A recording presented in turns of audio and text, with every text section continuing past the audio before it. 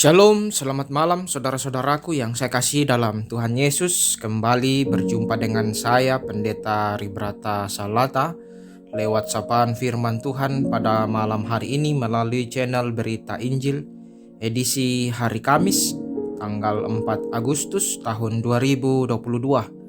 Saya berharap dan berdoa kiranya saudara-saudara semua dalam keadaan sehat kuat, penuh sukacita, penuh damai sejahtera, dan senantiasa dilimpahi berkat-berkat Tuhan. Mari saudara-saudara kita persiapkan hati dan pikiran kita untuk kita membaca dan merenungkan kebenaran firman Tuhan. Kita berdoa.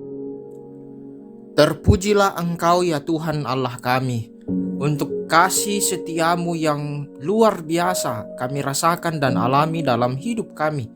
Khususnya di sepanjang hari ini, Tuhan terus menyatakan kasih Tuhan, berkat-berkat Tuhan dalam hidup kami.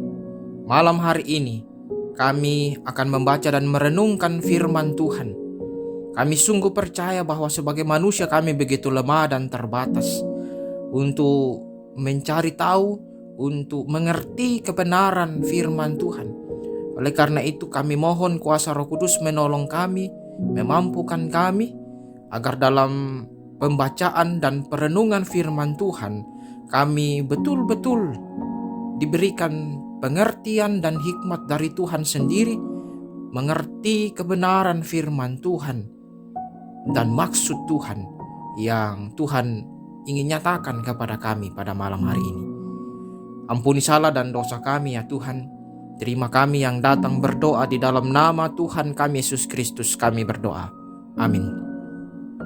Saudara-saudara, firman Tuhan malam hari ini akan kita baca dari kitab Kolose 3 ayatnya yang kedua. Kolose 3 ayat 2, firman Tuhan. Pikirkanlah perkara yang di atas, bukan yang di bumi. Demikianlah firman Tuhan. Berbahagialah kita setiap orang yang masih diberikan kesempatan untuk membaca, merenungkan, terlebih melakukan firman Tuhan. Saudara-saudara, kita akan merenungkan firman Tuhan ini dalam satu tema perenungan, cara hidup orang Kristen. Cara hidup orang Kristen. Saudara-saudara, salah satu permainan yang sejak dulu cukup membuat saya tertarik adalah mencari perbedaan. Mungkin banyak dari antara saudara yang pernah memainkannya. Jadi ada dua gambar serupa tetapi terdapat sejumlah perbedaan kecil di antara keduanya.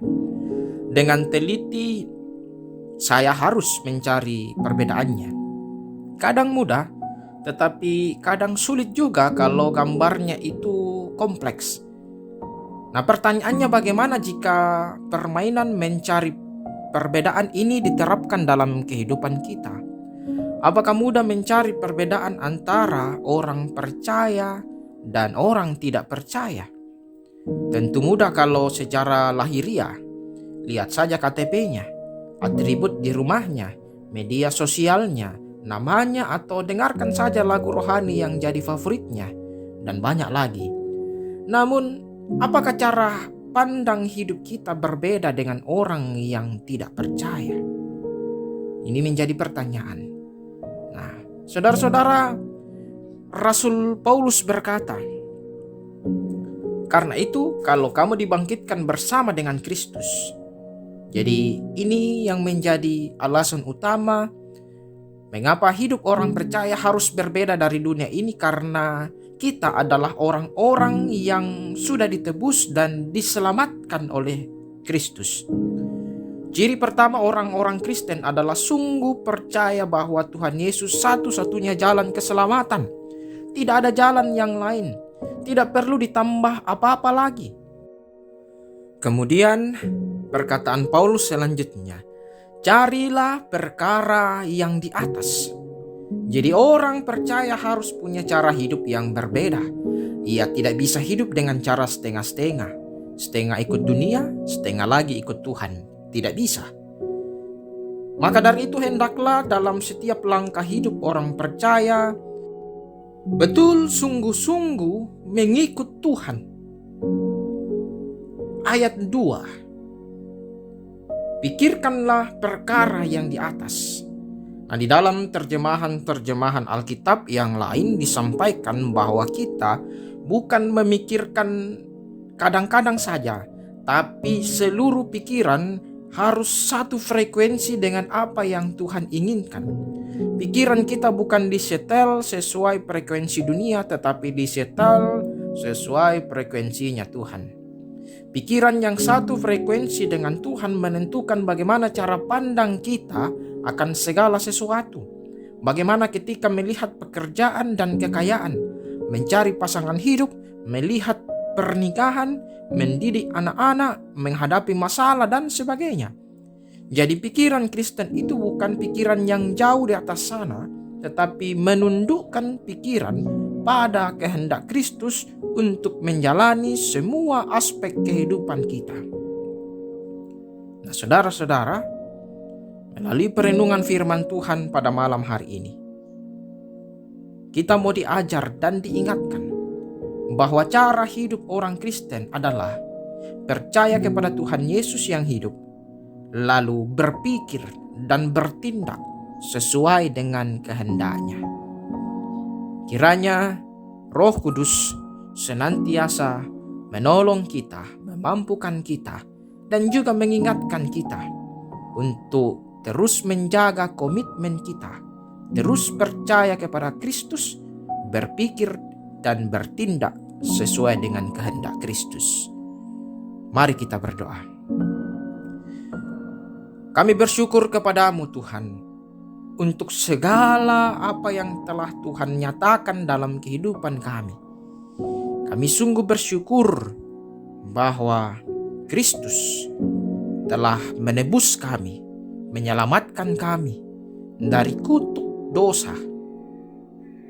Oleh karena itu, kami yang adalah orang-orang tebusan, orang-orang yang diangkat menjadi anak-anak Allah, harus punya cara hidup, pola hidup yang berbeda dengan orang yang tidak percaya. Firman Tuhan malam hari ini mengingatkan kami sebagai orang-orang percaya bahwa kami harus betul-betul menyerahkan seluruh kehidupan kami kepada Kristus Yesus Tuhan kami, dan memikirkan apa yang dipikirkan oleh Kristus, selalu mencari kehendak Kristus, melakukan kehendak Kristus dalam hidup yang masih Tuhan anugerahkan bagi kami.